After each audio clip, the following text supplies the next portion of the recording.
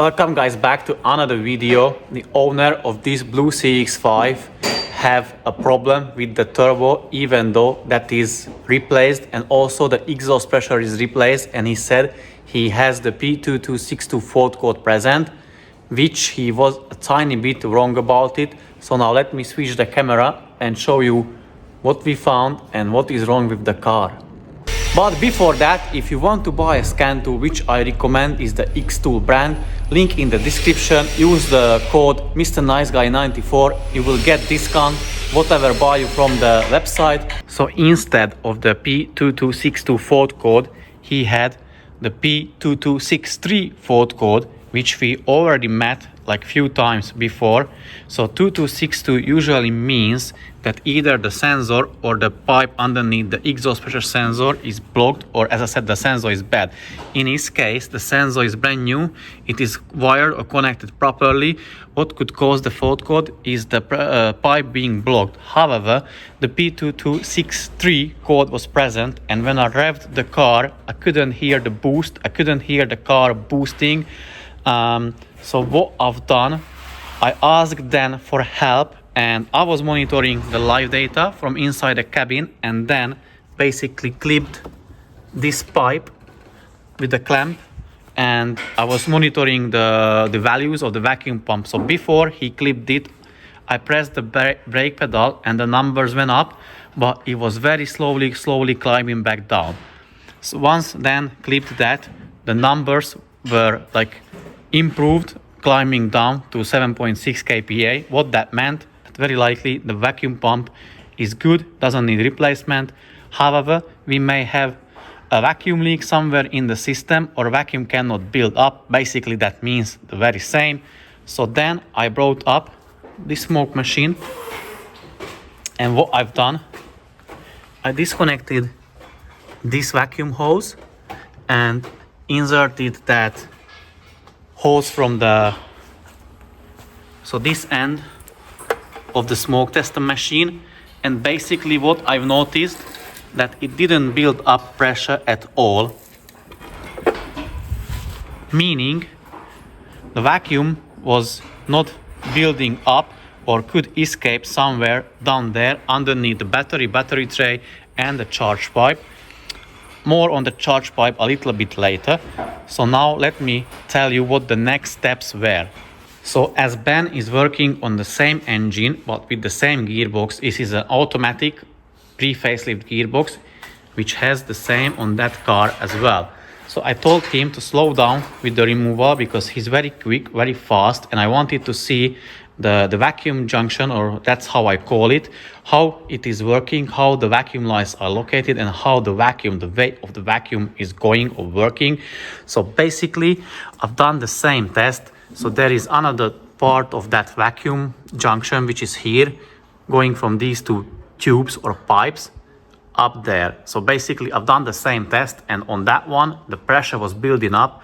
So then I asked Ben to remove me the vacuum junction for me. How you remove it? It's held by 3 bolts. One is there, and further 2 down here, they go there. So now let me allow Ben to carry on, and I'll show you on that car what I've done so far. So guys, here is it, that vacuum junction with the vacuum solenoids on it.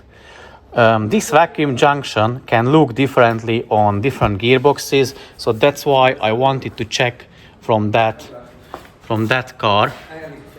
So I turned around, and you see here there is a one-way valve and there is an arrow on it. So it's indicating which way it should let the air go or vacuum go through it, which is that way.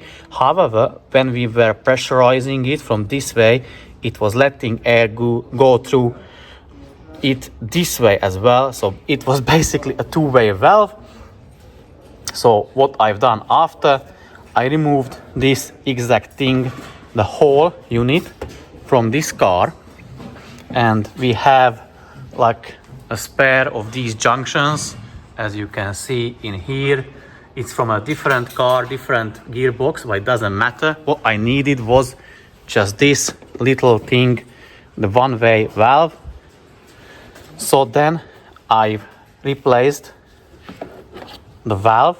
It's quite easy, disconnect both pipes or hoses, that's it. And now I temporarily fitted that original, so the car's vacuum junction box back, and started up the car, and I went for the live data. But already when I pressed the throttle, I could hear that there is a boost, so that is working. However, there is another issue with the car, so now let me jump into the cabin and show you and tell you what that is. But before, guys, let me tell you what was wrong with the charge pipe. So basically the charge pipe goes down there to the intercooler. You see that clamp, that metal clamp in it, and that hose or pipe has a rubber seal. And what was the problem? Because it wasn't attached all the way to so the pipes weren't connected properly. The reason for that, because that rubber seal was the other way around, it was turned not upside down but inside out, if that makes any sense. So I just turned it inside or outside inside, whatever, I don't know how to call that.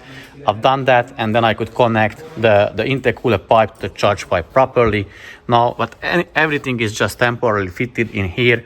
I'm going to jump into the cabin and show you the live data and the next steps, what's going to happen to this one. So I'm in live data section of the engine control unit, and have a look at the exhaust pressure sensor values. It is 116, yet it has the brand new exhaust pressure sensor. If I press the throttle, let's see what happens. Nothing. That is stable as the Hungarian forints.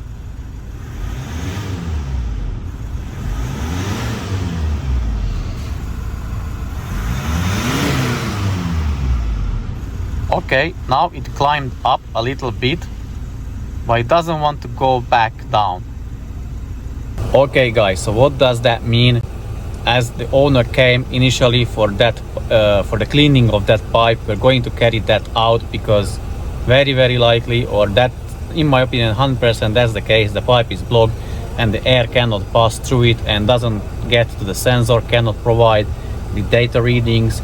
So now I'm going to remove the valve cover and then check that pipe for blockage, but I'll show you, but very likely that will be blocked. We're going to get it unblocked and we can return the car to the owner.